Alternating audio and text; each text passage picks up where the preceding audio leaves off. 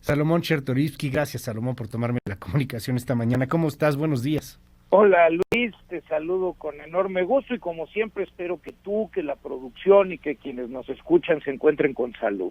Todos cuidándonos, todos cuando pues no podemos, no tenemos que estar ahí en casa, pero cuéntanos Salomón Chertorivsky, estamos frente a una verdadera situación muy complicada en la Ciudad de México y creo que frente a autoridades que sí ya perdieron la brújula, definitivamente cerrar representa un riesgo económico impresionante. Estamos en la última parte del año, el año que entre es electoral. Parece que la medida se está tomando más con fines políticos que con fines de salud. ¿Cómo lo estás viendo tú? Cuéntanos.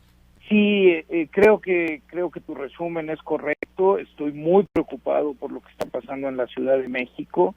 El promedio diario de hospitalizaciones en la última semana se triplicó. Hoy por hoy, Luis, los hospitales que tienen capacidades en sus cuidados intensivos con personal médico y de enfermería realmente capacitado para atender un caso grave están realmente saturados.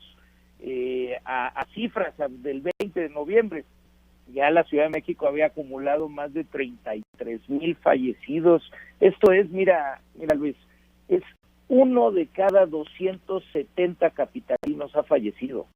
Es decir, la pandemia en nuestro país no trae control y nuestra ciudad es el epicentro de esta pandemia. Y también hay que decirlo, vaya, si bien en la Ciudad de México se ha intentado mandar otros mensajes, el hecho de que la jefa de gobierno haya portado el cubrebocas siempre, en fin, pero pues muchas de las medidas han sido, yo te diría, tímidas, tardías, y al final de cuentas, y lo que más me preocupa, es que hay ¿cómo decirlo? Pues hay un apego o un miedo a contradecir al gobierno federal, al presidente de la República, pues que hace muy difícil el poder en esta ciudad implementar las medidas que se ameritan.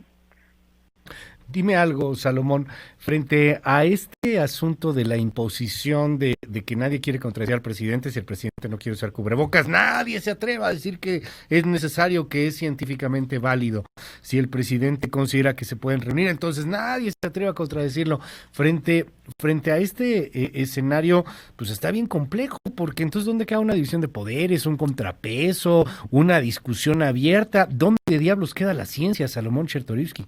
Es correcto, hay una sumisión al mandato presidencial en el país y clarísimo en la Ciudad de México. La Ciudad de México que siempre, hasta gobiernos que habían sido más afines, pero a partir del 97 la Ciudad de México siempre tuvo su voz propia, siempre una discusión abierta con el poder federal y pues en esta administración pues simplemente hay una sumisión completita. Insisto, hay esfuerzos tímidos como el uso de la mascarilla por parte de la jefa de gobierno, pero en suma Luis, pues lo que tenemos es que no se pueden aplicar las medidas que se tendrían que aplicar porque pues no se quiere contrariar al presidente y estamos ante las semanas ya de invierno en donde esto simplemente se va a seguir acelerando, porque esto no termina por arte de magia, se tienen que hacer las medidas, sigue habiendo indefiniciones, esto que tú narrabas ahorita, esta nota que es vergonzante lo que pasó en esa bodega, pero a ver, y no hay disculpa al comportamiento irresponsable de las y los individuos, ¿no? Y menos en este caso que pues, son los mensazos, ¿no? Pero cuando la autoridad es ambigua en los mensajes, cuando te dicen, no, si estamos en semáforo naranja, y sal, pero no sal, y pues no es rojo, pero mejor quédate en casa. Esa ambigüedad, ante, como bien decías, el hartazgo, el cansancio que tenemos, pues hace que tomemos decisiones. Si a esto le sumamos adicionalmente que para muchas mexicanas y mexicanos, incluso con síntomas, sabiéndose que pueden estar contagiados, el no salir a trabajar representa no tener ingreso y como no ha querido realizarse un verdadero programa de sustitución de ingreso, pues simplemente hace la cosa muy complicada, Luis. ¿Cuál es el escenario futuro que ves? O sea, a ver, porque ya lo viviste en carne propia, otros secretarios, ex secretarios de salud y tú presentaron un documento, creo que yo muy loable, creo que valía mucho la pena y se los votaron, o sea, vamos, ni siquiera se los querían recibir. O sea, de ese tamaño la negligencia, ¿no? Van a seguir haciendo esto, van a seguir siendo ambiguos, seamos francos, es lo que hay.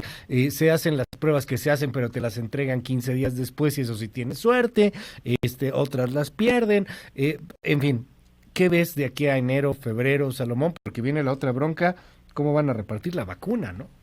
Pues sí, en efecto, mira, por un lado, pues la urgente necesidad de corregir la política sanitaria. Hay cosas tan simples, Luis, tú y yo las hemos discutido ya varias veces a lo largo de estos meses. Por ejemplo, el uso del cubreboca, Luis, tendría que ser obligatorio en lugares públicos. No es cierto que es una decisión individual, no es cierto, como han querido decir las autoridades, que no se van a transgredir los derechos humanos. No es cierto, es una tontería como decir que manejar borracho es una decisión que yo puedo tomar. No, porque pongo en riesgo a los demás. Lo mismo con el uso del cubreboca. Necesitamos mandatarlo y necesita haber sanciones correspondientes para aquellos que no usen cubreboca. Al mismo tiempo tiene que haber apoyo, tiene que haber el poder entregar y distribuir de manera gratuita cubrebocas que funcionen, especialmente en el transporte público. Ya decía, tiene que haber apoyos económicos. Tenemos que hacer un mayor esfuerzo para pruebas y para el rastreo intencionado, la búsqueda intencionada de contagios positivos, contactos positivos hacia atrás y hacia adelante. Es decir, todavía hay muchísimo que hacer para corregir y lo tendríamos que estar repitiendo. Ahora, como bien lo dices, pues se ha visto difícil la capacidad que tienen para recalcular, para replantear, para corregir. Parece ya negligente el no querer cambiar el cómo se han hecho muchas de las cosas. Ahí, pues, la responsabilidad individual juega un papel fundamental, Luis. Y bien lo dices, viene la vacuna. Tener vacuna no es lo mismo que tener vacunación. El plan que nos presentaron, la verdad es que, pues, más que plan, son algunas láminas, ¿no? Con enormes huecos.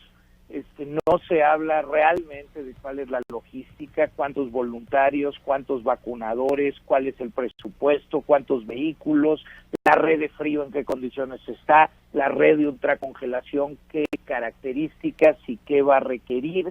Es muy ambiguo, por ejemplo, en las priorizaciones. Está muy bien que la prioridad sea el personal médico y de enfermería, sí tiene que ser, sobre todo quienes están en la primera línea, después los adultos mayores, sí, pero después de ello, pues hay otro camino, ¿no? Se tendría que estar vacunando a las personas con obesidad y a las personas con diabetes no controladas, sobre todo en la población económicamente activa.